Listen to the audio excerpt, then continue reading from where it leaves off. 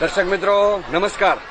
આજે અમે આવ્યા છીએ ઓળિયા કે જેને કહેવાય કે અમરેલીથી 20-22 કિલોમીટર દૂર અને સાવરકુંડલાથી 8 થી 10 કિલોમીટર દૂર એવા ઓળિયા ગામમાં જેને કહેવાય કે 32 વર્ષ 32 એટલે કે 32 વર્ષથી સમૂહ લગ્ન થાય છે। એટલે કે જેને કહેવાય કે 1000 ની આસપાસ સમૂહ લગ્ન થયા છે દીકરા દીકરીના, એવું આપણે અનુમાન કરીએ તો એમના પ્રમુખ જે છે નરેશભાઈ, જે 2 વર્ષથી કાર્ય સંભાળી રહ્યા છે અને સતત ને સતત ચિંતા કરે છે કે સુરતના અહીંના જે વતનીઓ સુરતના લોકો એનો કોન્ટેક્ટ કરે છે, ગામના લોકોનો કોન્ટેક્ટ કરે છે, રાજકીય અગ્રણીઓ પછી મહાનુભાવો દરેકને સંપર્ક કરી અને જેને કહેવાય કે ધીમે ધીમે એકઠું કરી અને એક સમૂહ લગ્ન કરવા જઈ રહ્યા છે। તો સમૂહ લગ્ન આજે આપણે 32મો સમૂહ લગ્ન ચાલી રહ્યો છે અને એ જે પરિપૂર્ણ થયો છે તો શું કહેશો? અમારી 32 વર્ષથી સતત ઓળિયા ગામમાં મહેનત ચાલુ છે અને 32 વર્ષથી જ્યારે સૌરાષ્ટ્રમાં શરૂઆત કહી શકાય ત્યારના અમે સમૂહ લગ્ન કરીએ છીએ, જેની અંદર મને ગામનો પૂરેપૂરો સહકાર છે સમૂહ લગ્ન કરવામાં। અગાઉ ટ્રસ્ટ હતું એમને પણ ગામનો સહકાર હતો, આજે મને પણ સમૂહ લગ્ન કરવામાં ગામનો પૂરો સહકાર છે। મારા ગામના સુરત અને અમદાવાદ જે લોકો સ્થાયી થયા છે તેઓનો પણ સહકાર મળે છે અને ગામના લોકોનો એટલો બધો સહકાર છે કે આજે 16 લગ્ન એટલે 32 વરઘોડિયા થાય, જેમના એક એક ઘરે મારા ઓળિયા ગામની અંદર ઉતારા હતા। જે ગામનો પૂરો સહકાર હોય તો જ એ વસ્તુ શક્ય બને। એક એક વ્યક્તિના ઘરે ઉતારા લઈ આપી અને અમે સમૂહ લગ્નનું આયોજન જે કરીએ છીએ અને આવું અમે 32 વર્ષથી ચલાવીએ છીએ। 32 વર્ષથી ગુજરાતમાં માત્ર ને માત્ર ઓળિયા ગામની અંદર ઉતારાથી લઈને બધી સુવિધા આપવામાં આવે છે, નહીતર સમૂહ લગ્ન તો એવા હોય કે અહીંયા આવ્યા, સવારે હાજર થયા અને લગ્ન પૂર્ણ થયા। અમારી સિસ્ટમ આખી જુદી પ્રકારની છે ગુજરાત સમૂહ લગ્નની અંદર કે સવારે મહેમાનો આવે જેમ ઘેરે મેરેજ હોય એવી જ રીતે અમે ઉતારા આપીએ છીએ, વરઘોડા કઢાવીએ છીએ, વરઘોડાની અંદર ડીજે પણ હોય છે અને વ્યવસ્થિત વરઘોડા અહીંયા પહોંચાડી અને અમે લગ્ન ઉત્સવ પૂરો કરીએ છીએ અને જેની અંદર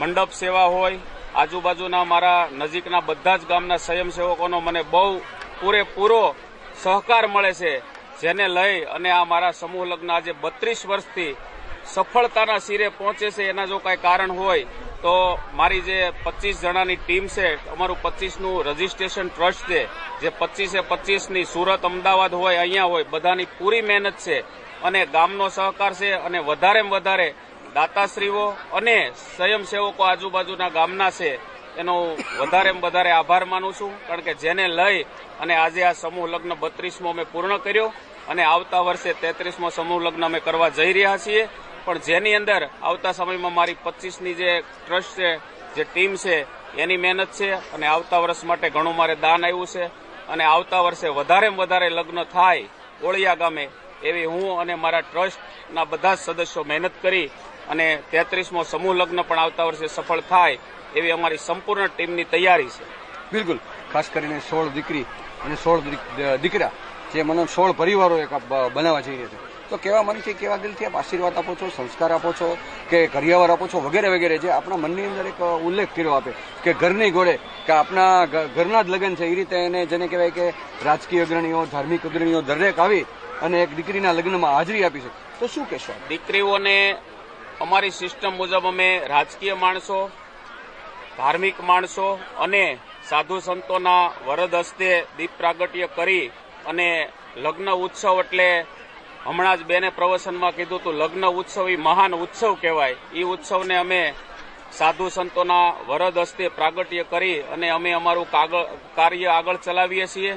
અને દીકરીઓને સંતોષ થાય એટલો અમે કરિયાવર આપીએ છીએ અને જે જમવાનું ઘેરે મેરેજ હોય અને જેમ ડીશની અંદર 20 આઈટમ હોય એવી જ રીતે અમે રસોડાની અંદર ડીશ તમે અમારી જોવો તો અંદર 20 આઈટમ હશે, એટલે જમવામાં પણ સંતોષ થાય અને દીકરીઓને કરિયાવરમાં સંતોષ થાય અને અમારી સિસ્ટમ કંકોત્રીથી લઈ અને જૂની પરંપરા મુજબ જેમ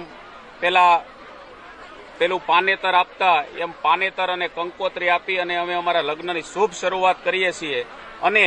આ અમારા 32 વર્ષથી આવી જ રીતે લગ્ન થાય છે અને આવતા સમયમાં આવી રીતે થાય એવું અમારું આગવું આયોજન પણ છે। બિલકુલ, જેને કહેવાય કે ભારત સરકાર તરફથી નાના સાત ફેરા અને પછી કુંવરબાઈનું મામેરું, તો એ વિશે આપણે મને શું વિચાર્યું અને દીકરા દીકરીવાળાને શું સંબોધન કર્યું? અમે ગયા વર્ષે પણ મેરેજ સર્ટી અહીંયાથી આપ્યા હતા, મેરેજ સર્ટી અમે સાથે આપીએ છીએ અને દર વર્ષે કુંવરબાઈનું મામેરું મળે દીકરીઓને, અને સમાજ કલ્યાણમાંથી પણ દીકરીઓને સરકાર તરફથી જે પૈસા મળે એને માટે અમારો સંપૂર્ણ ગયા વર્ષે સહયોગ હતો. આ વર્ષે પણ એને જ્યાં કાંઈ જરૂર પડશે ત્યાં ઓનલાઈન ફોર્મ ભરવા પડે તો અમે ભરશું, અને એમને પણ કહેશું, અને જ્યાં અમારી જરૂર પડે રાજકીય લેવલ બાબતે જરૂર પડશે તો અમે રાજકીય કાંઈ કરવું પડે તો કરી અને દીકરીઓને સરકારમાંથી સંપૂર્ણ એને ન્યાય મળે એવા અમારા સંપૂર્ણ પ્રયાસ છે. ખાસ કરીને 33માં સમૂહ લગ્ન આપ કરવા જઈ રહ્યા છો અને આપે કીધું કે ભાઈ મને ઓળિયા ગામના લોકોએ કોઈ એ લગ્નની તારીખ રાખવાની નથી, તો એ તારીખ અમારા દર્શક મિત્રોને, તેમના લેવા પટેલ સમાજને, ઓળિયા ગામ પટેલ સેવા સમાજને આપ જાણ કરશો.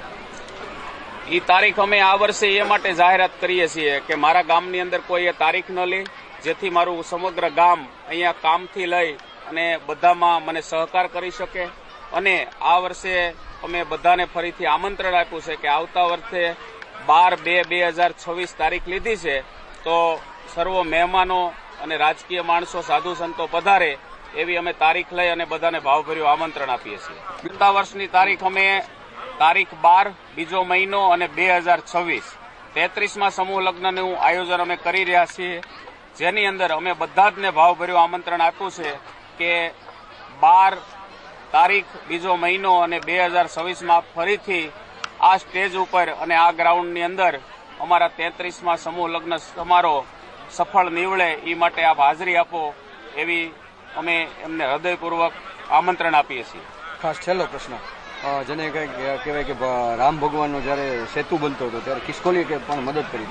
એક સામાન્યમાં નાના વ્યક્તિ કે સ્વયંસેવકો કે બ્રહ્મદેવો કે દરેકે જે મહેનત કરી છે, એક જહેમત ઉઠાવી છે કે આ લગ્નનો યજ્ઞ જે પૂર્ણ કરવા જઈ રહ્યા છો, તો કેવો દિલથી ને કેવા મનથી આભાર વ્યક્ત કરશો? જેમ સેતુબંધ બન્યો અને ખિસકોલીએ 5 કાંકરી મૂકી અને સેતુબંધમાં જેમ રામ સફળ ગયા, એવી જ રીતે અહીંયા અમારા ગામની અંદર બધા જ દાતાઓએ દાન આપ્યું છે. ગામના દાતાઓ છે, બહારના છે, જેનીથી જે દાન દેવાય એવું દાન આપ્યું છે. પણ દાન એ તો દાન કહેવાય, 5 રૂપિયા હોય કે 5 લાખ હોય, દાન એને દાન કહેવાય. પણ બધાના દાનના સહકારથી આ કાર્ય સફળ બન્યું છે.